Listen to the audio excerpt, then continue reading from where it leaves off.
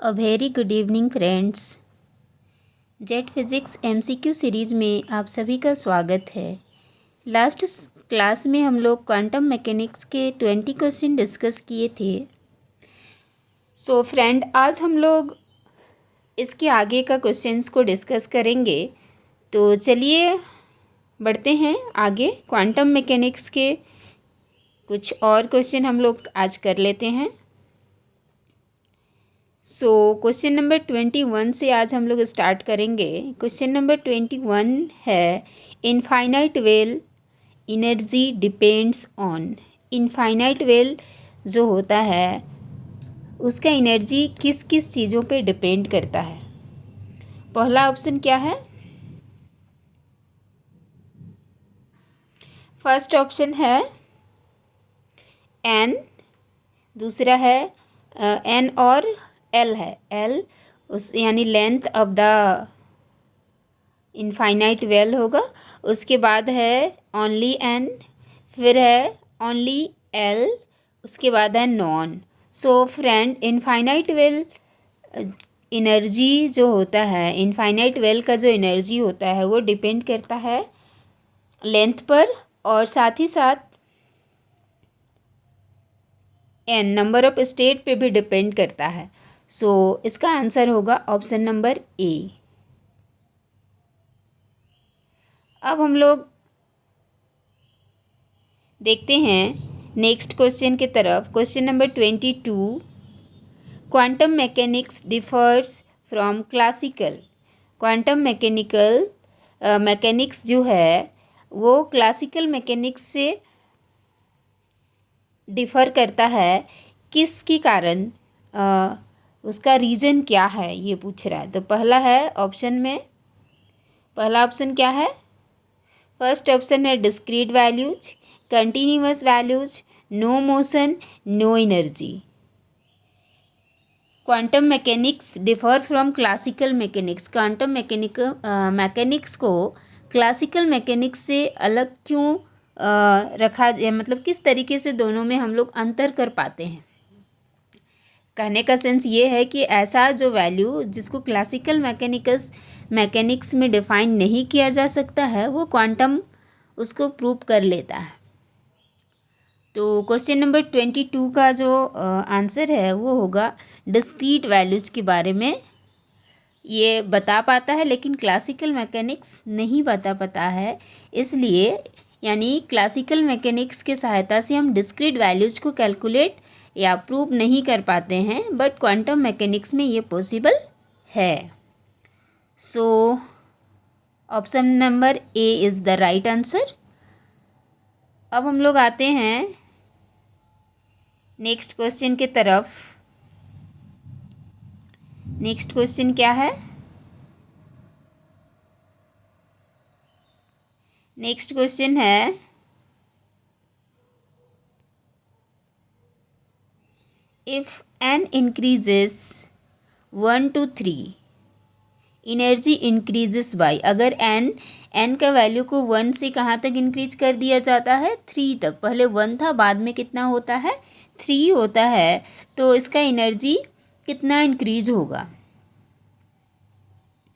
तो एनर्जी का फॉर्मूला इसके लिए जानना पड़ेगा।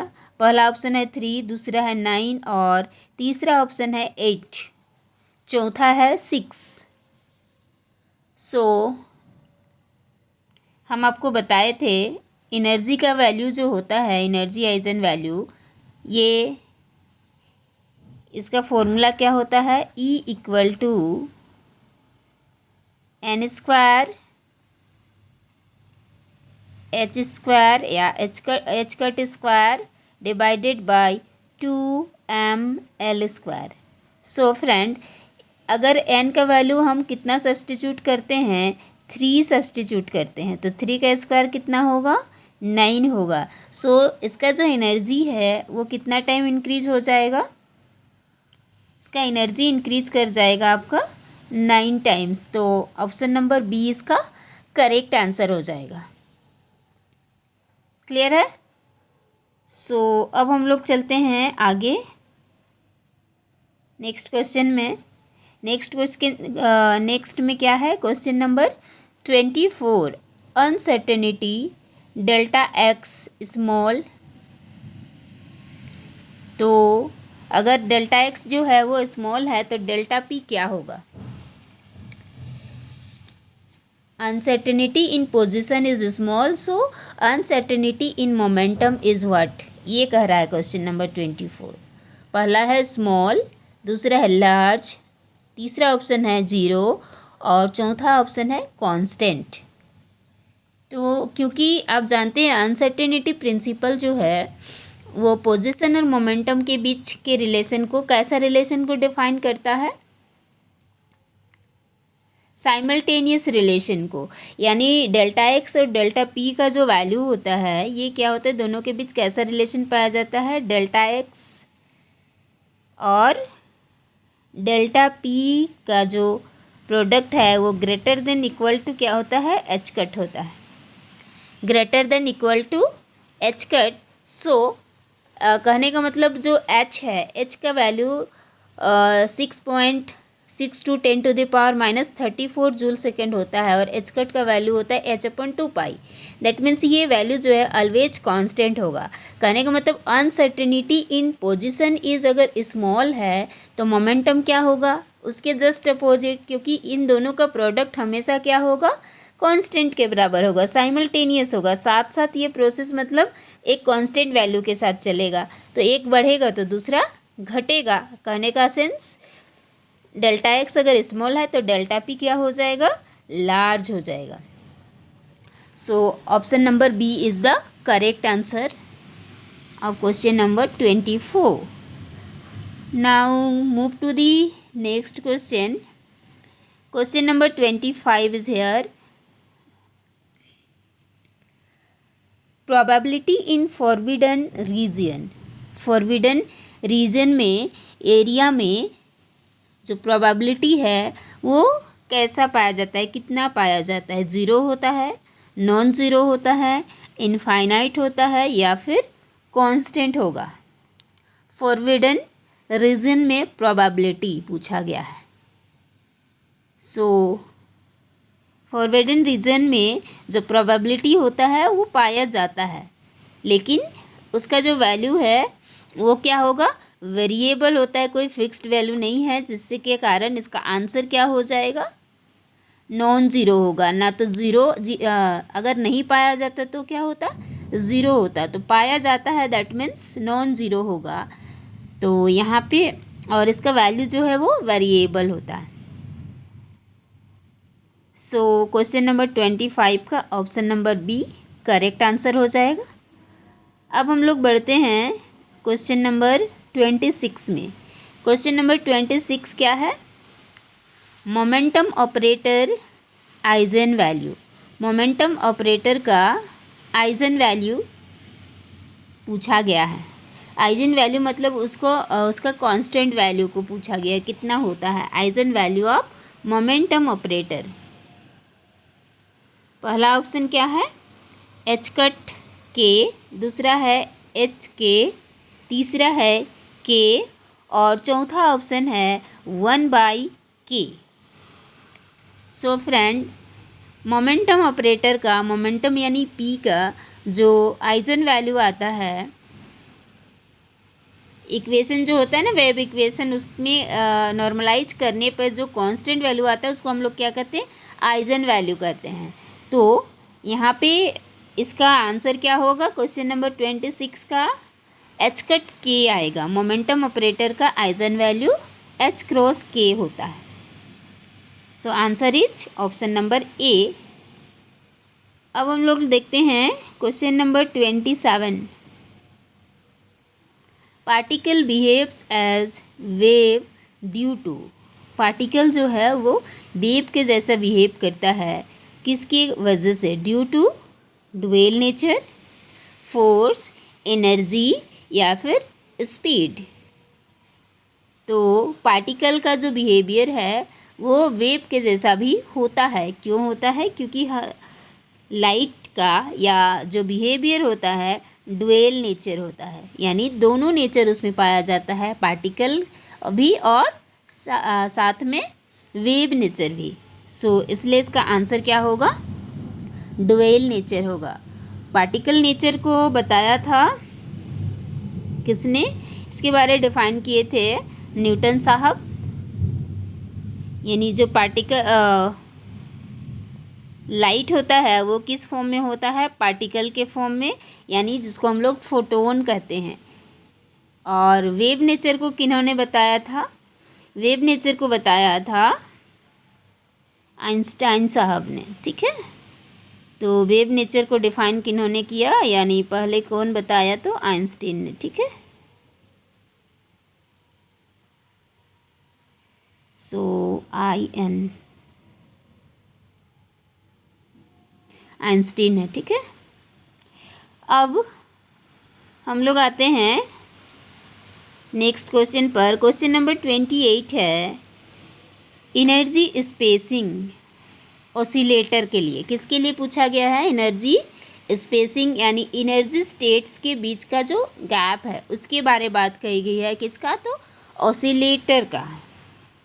सब इक्वल होता है, इंक्रीजिंग ऑर्डर में होता है, डिक्रीजिंग ऑर्डर में होता है, या फिर ज़ीरो होता है। ऑसिलेटर का एनर्जी स्पेसिंग जो है वो इक्वली स्पेस्ड होता है। Energy state of harmonic oscillator जो होता है वो इक्वली स्पेस्ड होता है। और इसका फॉर्मूला होता है एनर्जी स्टेट का, En equal to n plus half of h cut omega. ठीक है, h कट ओमेगा के फॉर्म में। सो अब हम लोग बढ़ते हैं क्वेश्चन नंबर 29 पे। Most probable position n equal to 1 किसके लिए, तो बॉक्स के लिए। Most probable position for box यानी पार्टिकल इन अ बॉक्स जिसका n कितना है, 1 है। यानी स्टेट की बात कर दी है, पहला ही स्टेट में, जिसको हम लोग ग्राउंड एनर्जी स्टेट भी कहते हैं। प्रोबेबिलिटी कहाँ पर होता है, सेंटर पे, एजेस पे, रेंडमली कहीं भी मतलब, या फिर ज़ीरो। तो मोस्ट प्रोबेबल पोजीशन जो होता है किसके लिए, तो पार्टिकल इन अ बॉक्स का, यानी बॉक्स के अंदर जिसका एनर्जी स्टेट पहला ही स्टेट के में पूछा गया है, n इक्वल टू 1 कहने का मतलब फर्स्ट स्टेट में, जिसको हम लोग ग्राउंड स्टेट भी कहते हैं। इसका आंसर होगा मोस्ट प्रोबेबल, मतलब पोजीशन सबसे ज़्यादा कहाँ पर, पार्टिकल का पोजीशन किस जगह पे अधिकांश पाया जाता है। सो इसका जो मोस्ट प्रोबेबल पोजीशन होता है वो सेंटर होता है, पहला स्टेट में। ठीक है, स्टेट वाइज, क्योंकि इसका प्रोबेबिलिटी जो है पोजीशन का वो चेंज होता है। अब हम लोग बढ़ते हैं क्वेश्चन नंबर 30। क्वेश्चन नंबर 30 क्या कह रहा है, wave function collapse occurs during, wave function collapse occurs during. Wave function में कोलैप्स का जो फेनोमेना होता है वो कब मिलता है, तो ड्यूरिंग मोशन, मेजरमेंट, कैलकुलेशन, या फिर नॉर्मलाइजेशन। तो वेव फंक्शन कोलैप्स हो जाता है ड्यूरिंग मेजरमेंट, कोलैप्स कर जाना। अब आता है question number 31। So question number 31 is electron wavelength at 100 electron volt. क्या पूछा है, इलेक्ट्रॉन का वेवलेंथ पूछा है कितने पे, तो 100 इलेक्ट्रॉन वोल्ट एनर्जी पे। एनर्जी गिवन है, आपको निकालना क्या है, वेवलेंथ। तो एनर्जी और वेवलेंथ के बीच रिलेशन क्या होता है, E इक्वल टू होता है hc अपॉन लेमडा। तो hc अपॉन लेमडा का वैल्यू सब्सटीट्यूट कर देना है। इलेक्ट्रॉन वोल्ट में एनर्जी गिवन है, तो यहाँ से लेमडा निकाल लीजिए। hc का वैल्यू कितना होता है, 1240 इन इलेक्ट्रॉन वोल्ट होता है, और डिवाइड में कितना है, डिवाइड में 100।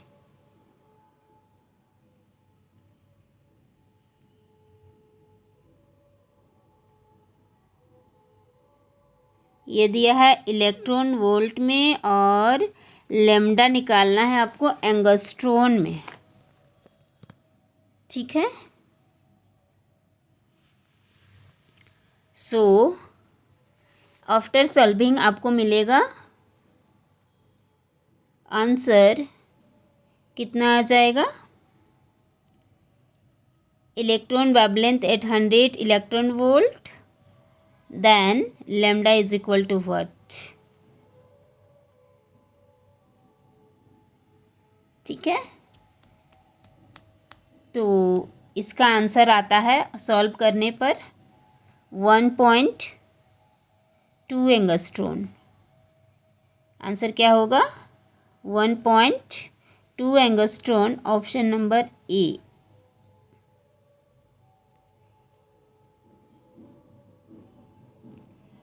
उसके बाद है question number 32, ground state energy proportional to. Ground state energy किसके प्रोपोर्शनल होता है। पहला ऑप्शन है एन का, एन स्क्वायर का, सी ऑप्शन कह रहा है 1/L² का, और डी ऑप्शन कह रहा है L² का। तो ग्राउंड स्टेट एनर्जी जो होता है वो किसके प्रोपोर्शनल होता है, 1/L² के प्रोपोर्शनल होता है।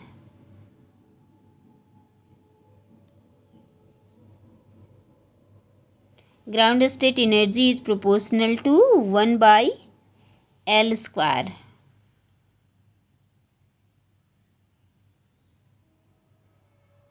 अच्छा फ्रेंड, इसमें इस ऑप्शन में थोड़ा सा एरर है। ठीक है, तो इसका दोनों ही ऑप्शन जो है वो करेक्ट हो जाएगा। तो अकॉर्डिंग टू ऑप्शन ध्यान देना है कि आंसर कौन सा राइट होगा। तो यहाँ पे ऑप्शन नंबर बी भी सही हो जाएगा। ठीक है, क्यों, क्योंकि हम लोग जानते हैं ग्राउंड स्टेट एनर्जी कितना होता है, EN = N² H²/2mL²। ठीक है, तो N² के भी प्रोपोर्शनल होगा और 1/L² के भी होगा। ठीक है, ऑप्शन में इसमें थोड़ा एरर है, तो इसको ध्यान देना। अब हम लोग बढ़ते हैं क्वेश्चन नंबर 33 में। If L increases 3 times then energy becomes. अगर L को 3 गुना कर दिया जाता है तो एनर्जी कितना होगा। अभी हम लोग देखे थोड़ी देर पहले ही, एनर्जी इज प्रोपोर्शनल टू क्या, energy is proportional to 1/L², यानी E/E कितना हो जाएगा, 1 का स्क्वायर डिवाइडेड बाई 3 का स्क्वायर, क्योंकि इन्वर्सली है ना, इन्वर्सली प्रोपोर्शनल है। तो पहले वाला के लिए कितना 1 सब्सटीट्यूट किया, और बाद वाला जिसको हम लोग E' से डिनोट किए उसके लिए 3। तो सॉल्व करने पर कितना आ जाएगा, 1/9 आ जाएगा। सो ऑप्शन नंबर कौन सा करेक्ट होगा इसका करेक्ट आंसर हो जाएगा option number A, 1/9। Then energy becomes 1/9 times of initial energy. Now moving to the next question, momentum uncertainty increases. Momentum uncertainty जो है वो इंक्रीज करेगा, कब इंक्रीज करेगा, इफ़ Δx इंक्रीजेस, दूसरा है Δx डिक्रीजेस, तीसरा है Δx अगर कांस्टेंट रहा तो, या फिर कोई भी नहीं, इसमें से कोई भी आंसर नहीं होगा। तो हम लोग जानते हैं Δx और Δp के बीच कैसा रिलेशन होता है, साइमल्टेनियस मोशन करता है दोनों। Δx Δp greater than equal to h होता है। सो कहने का मतलब हमेशा ही क्या होगा, h के बराबर होगा। दैट मीन्स अगर momentum in uncertainty in momentum increase कर रहा है, दैट मीन्स किसकी कब इंक्रीज करेगा, यदि Δx जो है मोमेंटम अनसर्टेनिटी तभी इंक्रीज कर सकता है जब अनसर्टेनिटी इन पोजिशन डिक्रीज करे. So option number B is the right answer hair.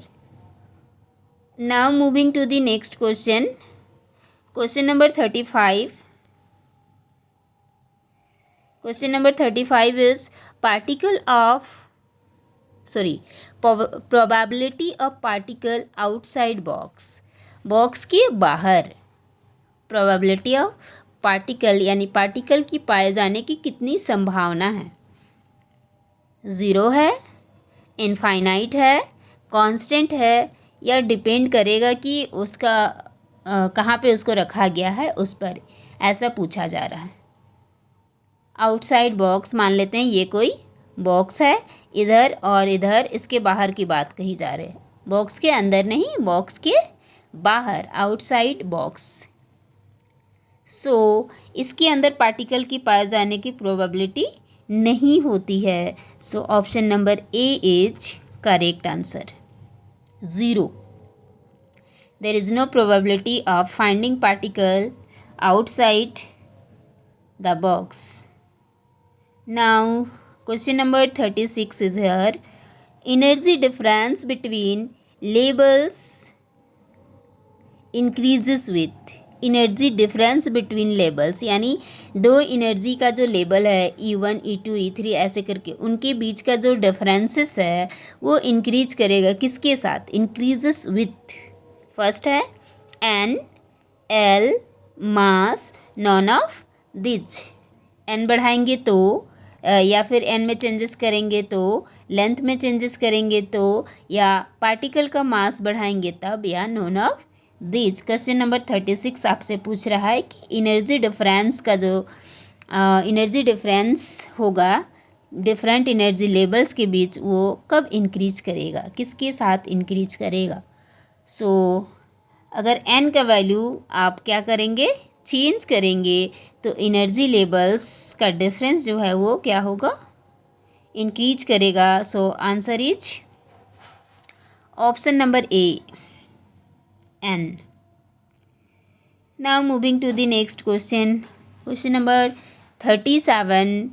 Heisenberg principle applies to. Heisenberg principle जो है वो अप्लाई किया जाता है ऑल पार्टिकल्स पर, ओनली इलेक्ट्रॉन्स पे, ओनली फोटोन्स और macroscopic particle. So Heisenberg principle applies for all particles. So answer is option number A. What will be the answer? Answer is option number A. Sorry friend, इसका answer होगा option number A, all particles. Now question number 38. Most probable position n equal to 2 पर. देखिए इससे पहले वाले question में क्या पूछा गया था, n इक्वल टू 1 पे पूछा गया है ये था, यानी सबसे लोएस्ट लेवल पे. अब कहाँ पर है, ये हो गया इसके ग्राउंड स्टेट. इसके ऊपर वाले स्टेट में पूछा गया है n इक्वल टू 2 पर. ये था n equal to 1, n equal to 2. Box का सेकेंड स्टेट ऑफ एनर्जी पर आपको पूछा गया है मोस्ट प्रोबेबल पोजीशन कहाँ होगा. पहला ऑप्शन है सेंटर पे 0, सेंटर मैक्सिमम, एजेस रैंडमली, कहीं भी. सो सेंटर पे सेकंड पोजीशन में नहीं पाया जाता है. और कहाँ प्रोबेबिलिटीज़ की ज़्यादा होती है तो a/2 पर होता है. ठीक है, इसका मान लेते हैं ये कौन सा पोजीशन है, हाफ वाला. तो हाफ कहने का मतलब क्या, ये तो हो जाएगा a/2. अगर इसका लेंथ a है तो a/2. यहाँ पे क्या मिलता है, 0 मिलता है. और उसमें क्या मिला था, n इक्वल टू 1 वाले पे मैक्सिमम मिला था. तो इसमें मैक्सिमम किस में मिलता है, इधर मिलता है. इसके मिडिल पे नहीं मिलेगा, इसके हाफ पार्ट्स पे मिलता है, इस तरफ. ठीक है. सो आंसर इज, क्योंकि यहाँ पे वैसा ऑप्शन है नहीं, सो ऑप्शन नंबर सेंटर पे क्या होगा, 0 होगा. Most probable position at centre 0 और उसके राइट और लेफ्ट में मिलता है। ठीक है,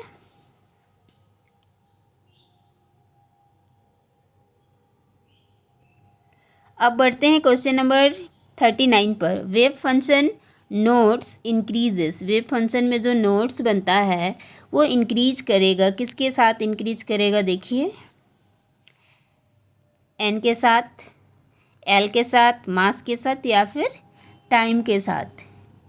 नंबर ऑफ नोट्स जो है ये इंक्रीज करते हैं एन के साथ। ठीक है, नोड किसको कहते हैं फ्रेंड? आप लोग जानते होंगे, नोड और एंटी नोड, जो वेव बनता है ना ऐसा। ठीक है, यहाँ पे इसका ये वाला पार्ट को कहते हैं एंटी नोड, सेंटर वाला को, और इसको कहते हैं नोड। ठीक है, सिमिलरली इधर नोड होगा, फिर एंटी नोड होगा, फिर नोड होगा, इस तरीके से बढ़ते जाता है। ठीक है, तो ये पूछा गया है वेव फंक्शन का जो नोड्स है वो इंक्रीज करेगा एन के साथ, यानी नंबर ऑफ टर्न्स के होते ही। अब हम लोग आएंगे क्वेश्चन नंबर 40 पर। Eigen functions are, eigen functions जो होते हैं वो ऑर्थोगोनल होता है, पैरेलल होता है, इक्वल होता है, या फिर ज़ीरो होता है। Eigen functions are orthogonal, eigen functions क्या होते हैं? ऑर्थोगोनल होते हैं। Option number A is the right answer for question number 40। Now moving to next question. Question number 41 is here. 0 point energy exist because, 0 point energy exist करता है किस कारण से? बताइए। बिकॉज मोशन स्टॉप्स, मोशन रुक जाता है, अनसर्टेनिटी प्रिंसिपल के कारण, फोर्स ज़ीरो होने के कारण, या वेव फंक्शन ज़ीरो होने के कारण, साई ज़ीरो होने के कारण। इसका कारण है, 0 पॉइंट एनर्जी मिलने का कारण अनसर्टेनिटी प्रिंसिपल होता है। अनसर्टेनिटी प्रिंसिपल क्या बताता है?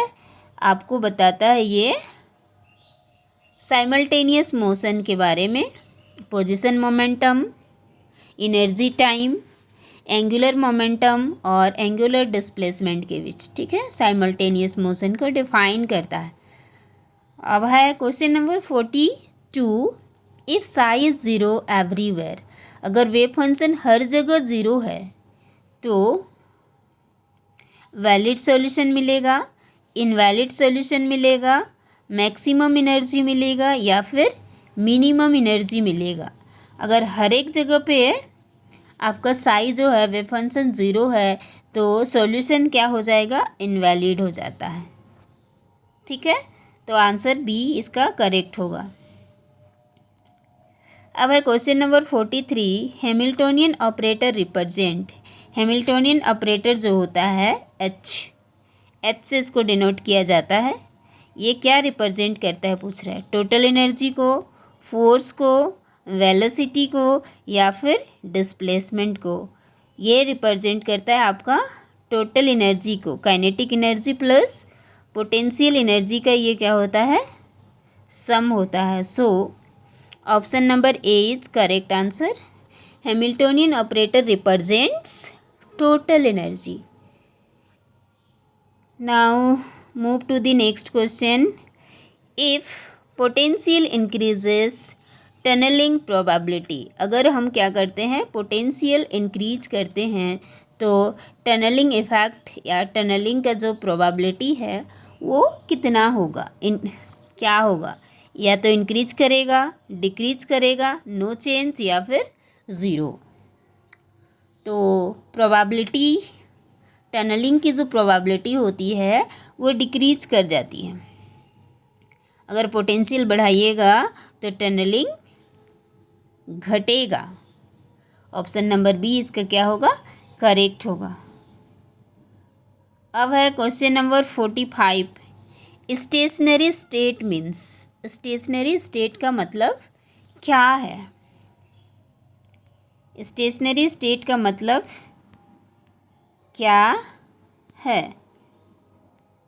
बताइए क्या है?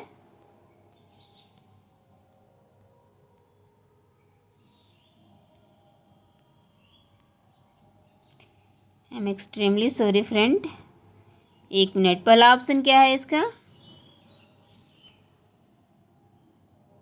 फर्स्ट ऑप्शन है साई कांस्टेंट, दूसरा ऑप्शन है प्रोबेबिलिटी कांस्टेंट, तीसरा है एनर्जी ज़ीरो और चौथा है मोशन ज़ीरो। सो स्टेशनरी स्टेट का मतलब होता है प्रोबेबिलिटी कांस्टेंट इन टाइम। इसका जो प्रोबेबिलिटी है वो कांस्टेंट होगा हर समय के लिए, ठीक है। तो क्वेश्चन नंबर 45 का आंसर ऑप्शन नंबर बी हो जाएगा फ्रेंड। इस पे थोड़ा सा कोई टेक्निकल इशू है, काम नहीं कर रहा है। लास्ट क्वेश्चन है expectation value gives. Expectation value जो है वो क्या देता है? Exact value, average value, minimum value या फिर मैक्सिमम, क्या देता है एक्सपेक्टेशन वैल्यू? ये हमें बताता है एवरेज वैल्यू के बारे बताता है, ठीक है। एग्जैक्ट वैल्यू नहीं, नाम से ही पता चल रहा है expectation value, so it is average value. I am extremely sorry friend, इसमें थोड़ा सा ऑप्शन टिक नहीं हो गया, नहीं हो पा रहा है, तो इसको आप लोग ध्यान देंगे। क्वेश्चन नंबर 46 का आंसर होगा average value. So I hope friend आप इंजॉय कर रहे हैं जेड फिज़िक्स का MCQ सीरीज। अब हम लोग मिलेंगे नेक्स्ट क्लास में कोई न्यू टॉपिक के साथ। तो आप सभी को सपोर्ट करने के लिए बहुत बहुत धन्यवाद। और अगर आपको कोई डाउट है तो कमेंट करिए, कमेंट सेक्शन में आप पूछ सकते हैं। तो फ्रेंड आज के लिए इतना ही। Thank you, have a nice day.